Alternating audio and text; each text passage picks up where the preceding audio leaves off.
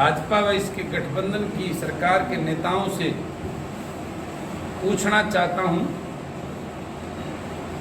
कि आप इसको हितैषी बता रहे हैं, एमएसपी को लागू करने की बात।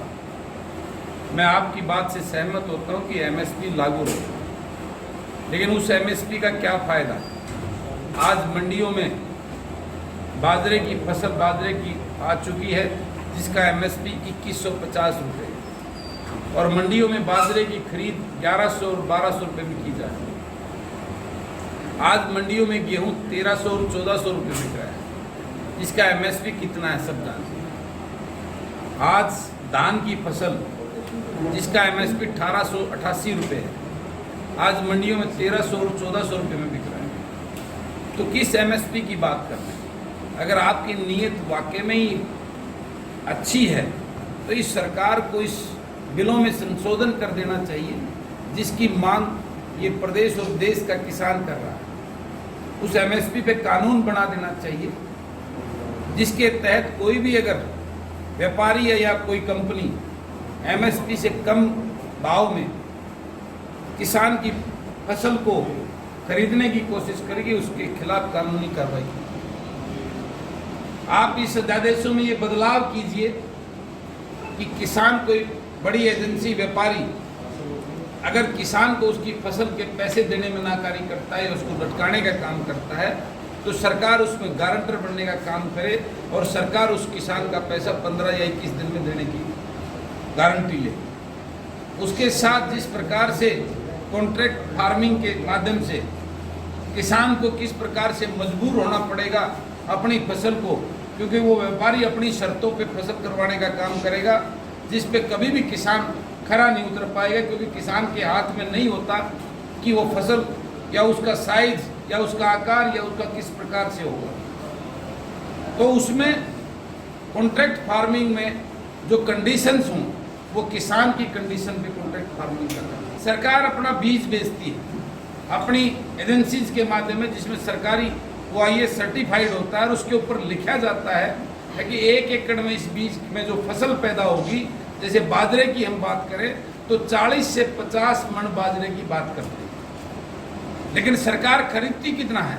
20 मन प्रति एकड़ के हिसाब से सरकार उसको खरीदने का काम करे। तो मैं पूछना चाहता हूँ संदीप हरी सरकार से, जो ऊपर का ये 20 या 25 मन बाजरा बचेगा उसको किसान कहाँ लेके जाएगा? इसी प्रकार से जो धान की फसल है उसमें एक लिमिट है, अगर इतने क्विंटल इतने मन जो है ना प्रति एकड़ खरीदा जाएगा, लेकिन जब वो बीज बैठा वो उससे कई गुना उससे ज़्यादा है। तो जो ऊपर की जो फसल किसान के पास बचेगी वो कहाँ लेके जाएगा? जब ये ओपन मार्केट की बात करती है सरकार कि किसान को बेनिफिट होगा, उसको ओपन मार्केट मिलेगी, अपनी मर्जी के दामों से किसान अपनी फसल बेच सकता है। तो मैं पूछना चाहता हूँ इस सरकार से, जब आपने एक एमएसपी निर्धारित कर दिया, एक पेन फॉर एग्जाम्पल इस पेन की कीमत है 10 रुपये, तो कौन बेवकूफ़ व्यापारी होगा जो ये कहेगा मैं इसको 15 रुपये में खरीदूँ? जब 10 रुपये इसका, जब एक एमएसपी सरकार निर्धारित कर दे किसी फसल का, ये 100 रुपये या 1000 रुपये जो भी भाव करेगी, तो उससे ज़्यादा व्यापारी क्यों खरीदे? जबकि बिहार जैसे राज्यों में जहाँ 2006 से ये कानून ये ओपन मार्केट लागू है, वहाँ का किसान आज यहाँ मजदूरी करने के लिए मजबूर है। वहाँ का 4, 5, 6 एकड़ का किसान आज हरियाणा प्रदेश के 4 एकड़ के किसान के यहाँ मजदूरी करके उसके धान लगाने का काम करता है, उसकी फसल को काटने का काम करता है। उसकी वजह यही है कि बिहार के अंदर जो वो किसान अपनी फसल पैदा करता है उसको लागत भी नहीं मिलती, लागत से भी कम में व्यापारी वहाँ खरीदता है। जो विपक्ष जो अंदर खाते इनके साथ मिला हुआ है, इनकी बी टीम है, उसकी भी मंशा जो है ना आम जनता के सामने क्लियर हो चुकी है। वो जिस प्रकार का ड्रामा और पाखंड करके लोगों को बेवकूफ़ बनाने का काम कर रहा है, उसका चेहरा पिछले विधानसभा सत्र में सबको देखने को मिला है कि किस प्रकार से विपक्ष के नेताओं ने एक भी शब्द किसान के प्रति, युवा बेरोजगार के प्रति या किसी मजदूर या छोटे व्यवसायी के प्रति एक भी शब्द ना कहकर सिर्फ बड़े बड़े उद्योगपतियों के लिए बड़े बड़े बिल्डरों के बिल पास कराकर, जिसमें इनका पैसा लगा है, नेता और विपक्ष के नेताओं का बड़े बड़े जो इन्होंने प्रदेश को लूटा है, वो सारा पैसा उन बिल्डरों के पास, उन बिल्डर को बेनिफिट देने के लिए जो बिल इन्होंने पारित किया, इस बात का पूरी जनता को, प्रदेश के लोगों को पता चल चुका है।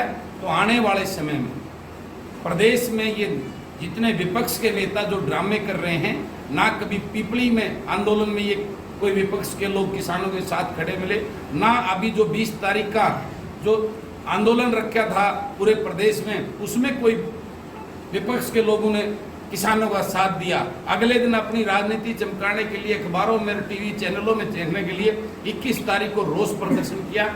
ये सब इनकी सच्चाई अब पूरे प्रदेश के लोग जान और पहचान चुके हैं।